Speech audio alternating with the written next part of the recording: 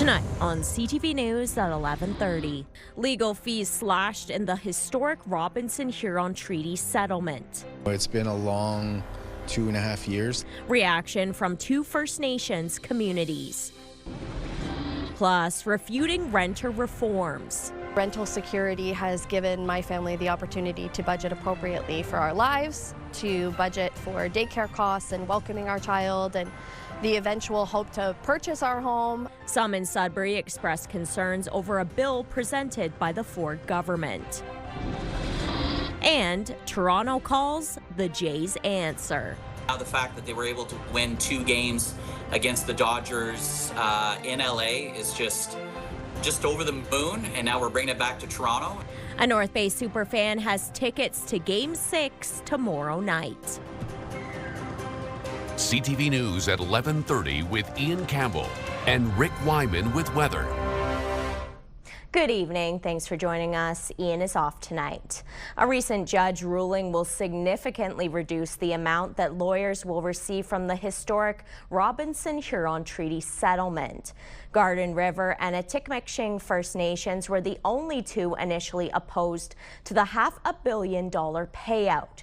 That now sits at $40 million. CTV's Corey Nordstrom has more.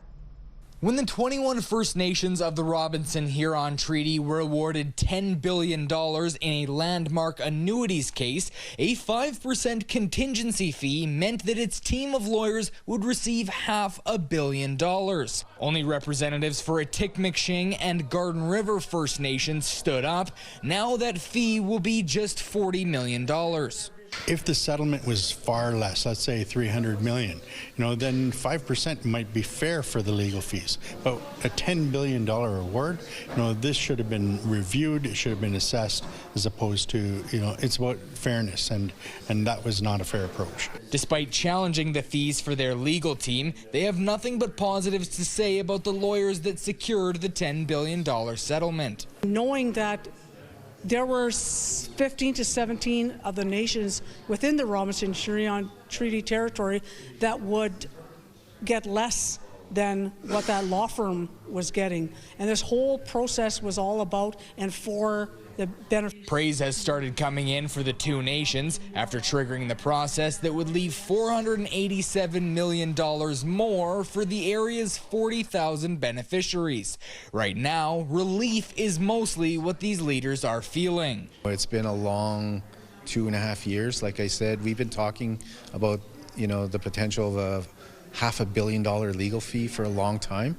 In different settings, and that you carry a lot of weight because that's never been done before. A lawyer representing the legal team for the Robinson-Huron Treaty Litigation Fund called the slashing of the lawyer fees disappointing in a statement to CTV News, also saying Ontario Superior Court Justice Fred Meyer's decision flew in the face of the litigation fund's firm belief that the legal team should be compensated in keeping with the fee structure that had been carefully negotiated.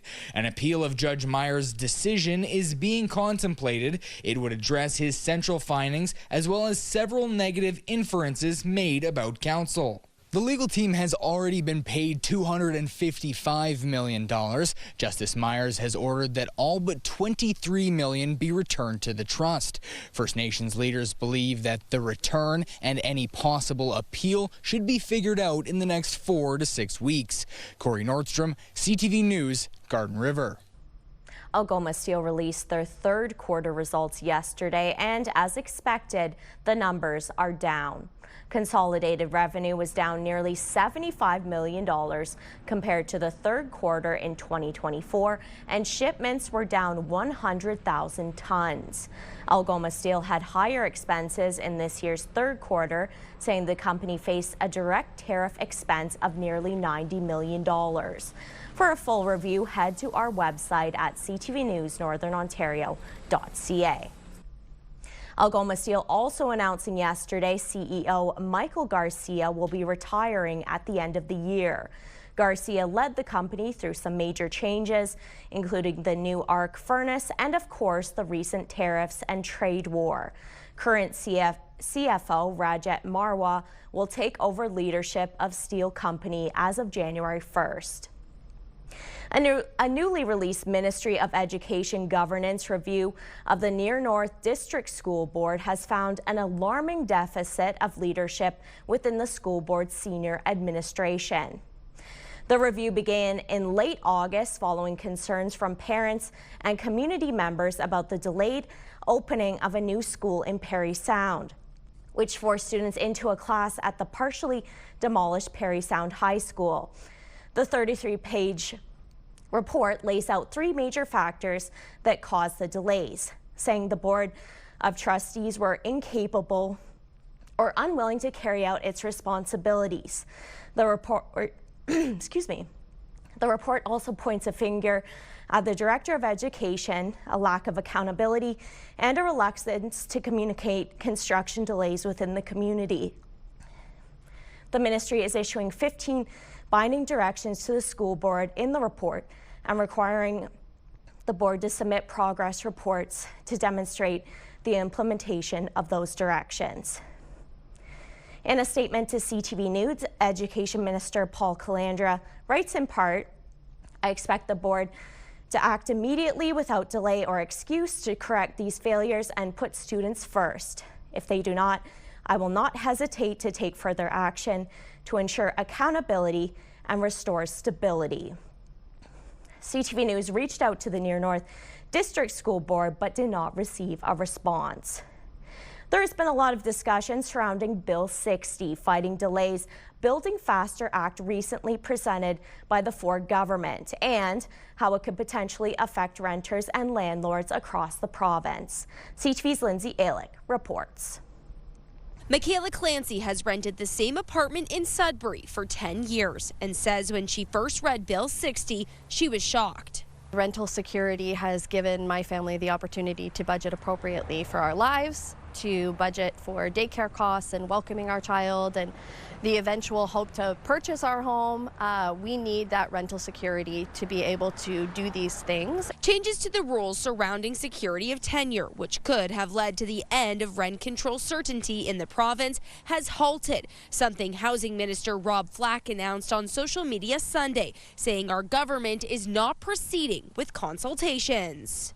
The bill has not changed. They haven't talked in debate about removing this, but they did make a statement about it. And I think it's because their offices were also flooded with emails about how dangerous this is for them. West says he feels there are two things that need to be done. The Landlord Tenants Act, that act needs to be fortified and strengthened, not piecemeal, but really, meet with tenants groups, meet with landlord groups. What's the best way that regular people can utilize this and make it more effective so that both people are protected? The second one is Sudbury really needs to have the LTB back in person in Sudbury. Sherry Jordan has 25 years experience in property management in the city and says she has been pushing for change for a long time. Of course, we don't want landlords taking advantage of laws and tenants being left out on the street. However, we've never tried it this way in a long time. So why not make the change? Because I have clients that have me leave units empty because they don't want to deal with the LTB and the RTA. Or they turn to different ways like Airbnbs. Jordan adds that if the government can get the landlords on side and open up more units to the public, that would maybe lower rents due to the increase in inventory. Lindsay Alick, CTV News, Sudbury. A warning for drivers today after a crossing guard was stuck in the south end of North Bay. The crossing guard sustained non-life-threatening injuries, was struck, but police say the incident shows the serious risk when drivers disobey the law. The North Bay Police Service says it's received several complaints about motorists ignoring directions from crossing guards and add that disobeying a crossing guard is not only illegal but dangerous. A crossing guard stop sign carries the same legal authority as any other stop sign at an intersection. Failing to stop could result in as much as $1,000 in fines. An increase in property-related crimes has the Wik-Wemkong Tribal Police asking residents to be vigilant. According to police, they've responded to 16 incidents of theft and 10 break-and-enters in October alone. While they are actively investigating these cases, they're reminding the public to secure their homes, vehicles, and personal belongings and to report any suspicious behavior. Visiting an emergency room can sometimes mean having to wait to see a physician.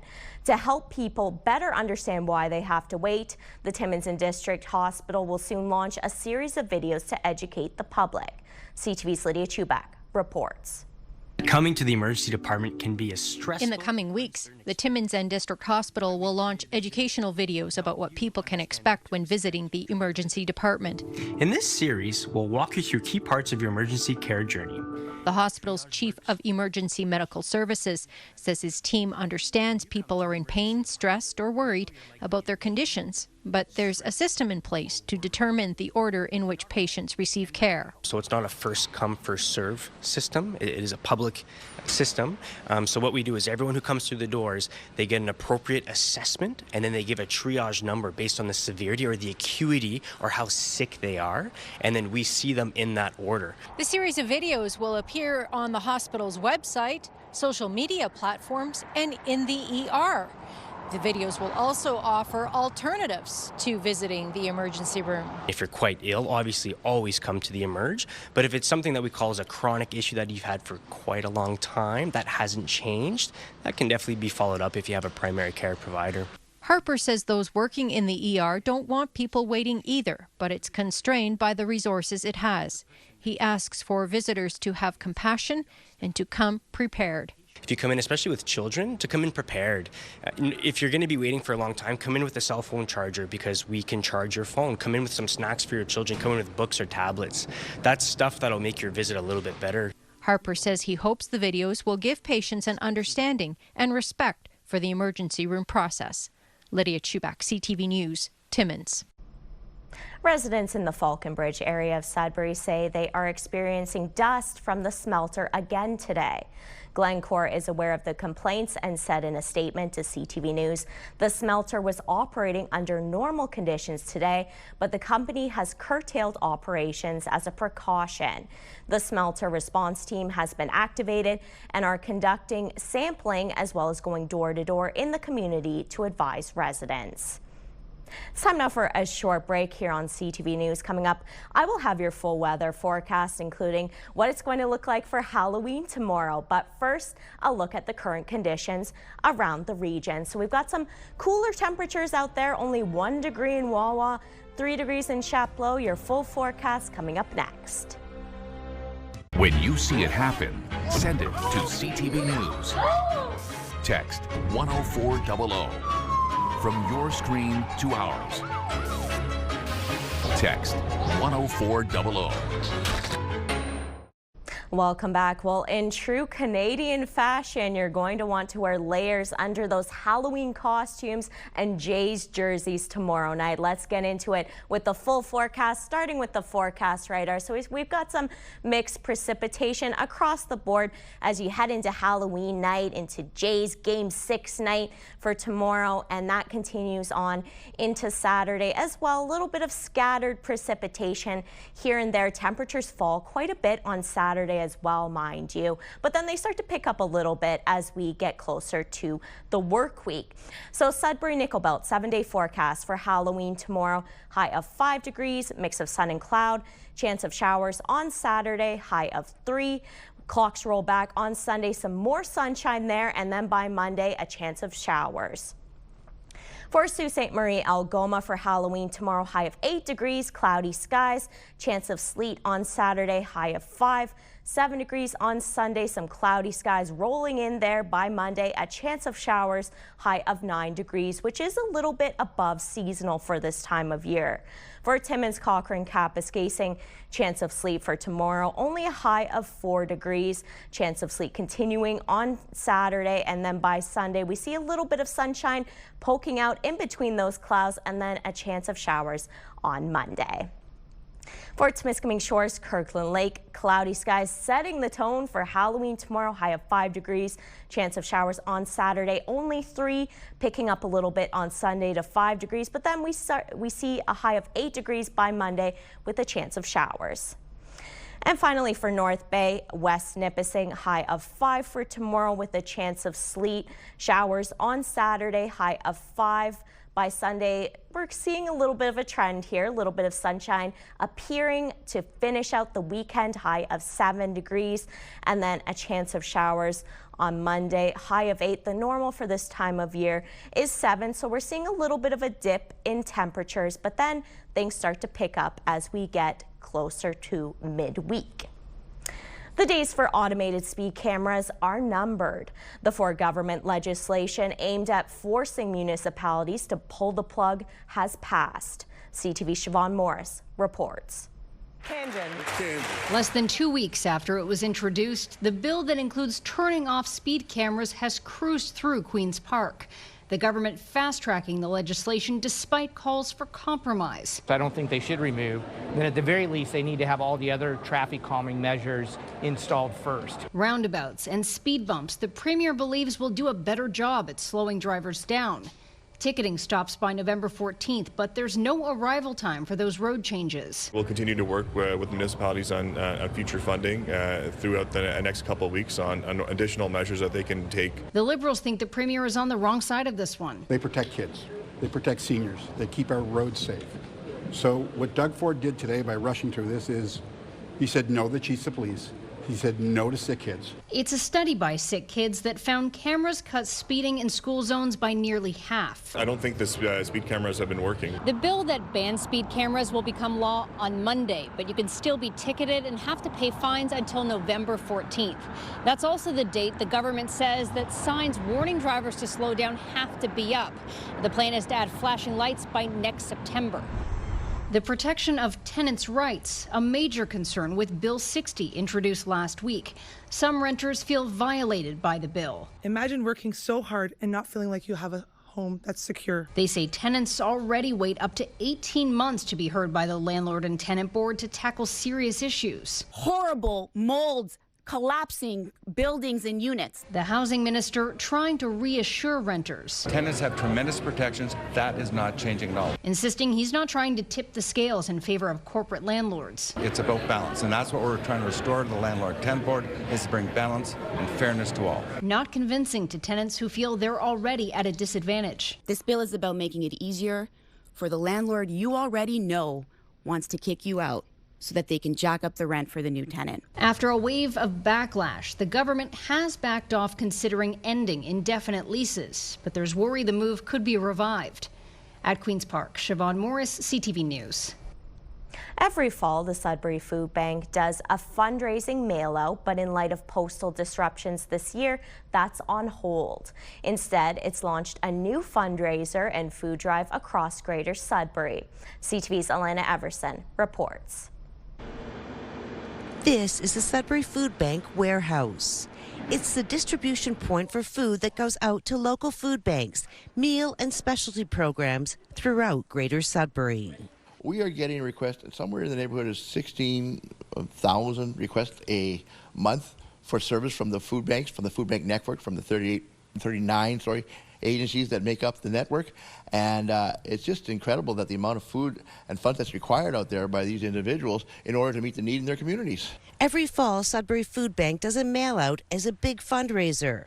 But with postal disruptions, it's now launched a community collaboration food drive throughout Greater Sudbury at local grocery stores and other locations. And it turned out that almost every food bank has a local grocery store that is willing to help out. And so most of our locations for this event will now be at grocery stores in that community where that particular food bank operates. Instead of us going to you and asking for money, you're popping by us for any money or food that you want to give to your local food bank, not to the Sudbury Food Bank. Exelon says the food bank is still hoping to do a mail-out in the coming weeks, but the drive comes at a time when it's desperately needed. In the fall, we're raising a lot of money that buys our milk, our meat, our bread, things like that we can buy in bulk, larger amounts.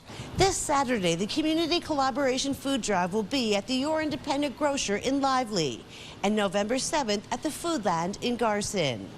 Other locations are listed on the Sudbury Food Bank Facebook page. Alana Everson, CTV News, Sudbury. Though Halloween is tomorrow, Greater Sudbury saw a different kind of house-to-house canvassing tonight, all for a great cause. Lockerbie Composite School students were out collecting donations as part of the Kids Caring for Kids Cancer Drive.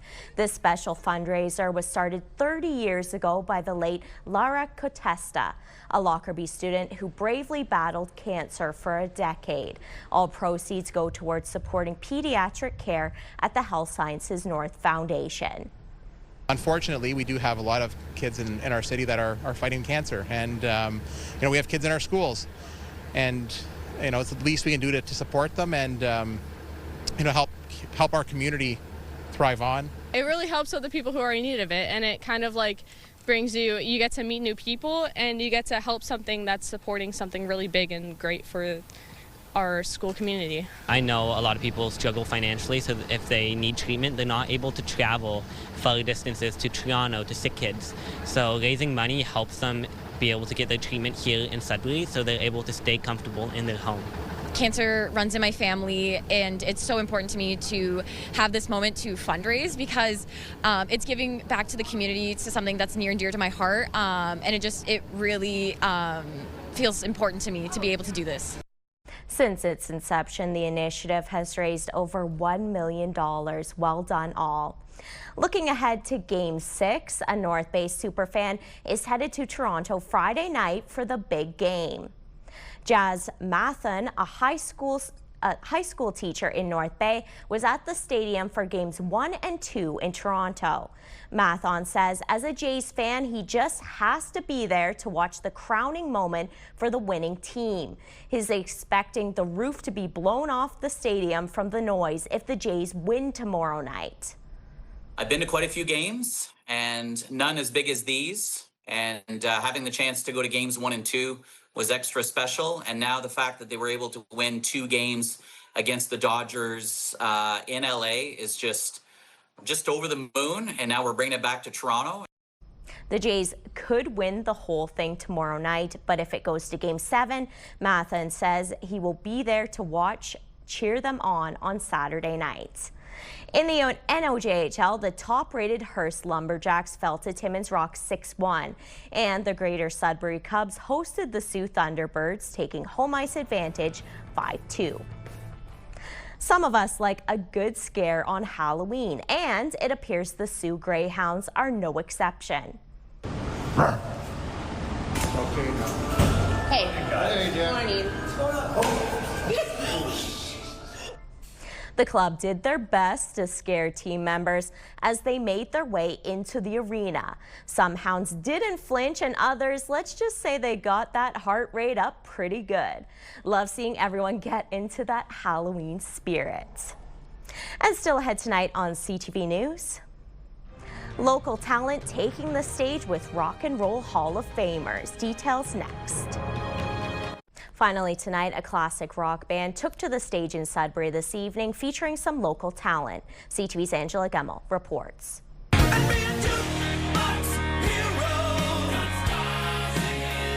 For decades, Foreigner has been belting out hits in front of adoring fans, and now they're back in Sudbury. They're going to expect to know a lot more songs than they realize are Foreigner songs.